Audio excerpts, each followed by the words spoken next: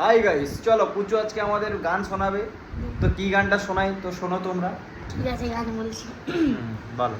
আয়না মন ভাঙা আয়না, চাই না ব্যথা ভোলা যায় না, সয় না এই ব্যথাতে, সয় না ও মন কাঁদে রে কাঁদে রে কাঁদে রে, স্মৃতি মোছে না ও। তোরা দুঃখ জ্ঞান, তোরা তো দুঃখ জ্ঞান এত দুঃখের গান। তুই কে? তুই কে? তুই কে? তুই কে? তুই কে? তুই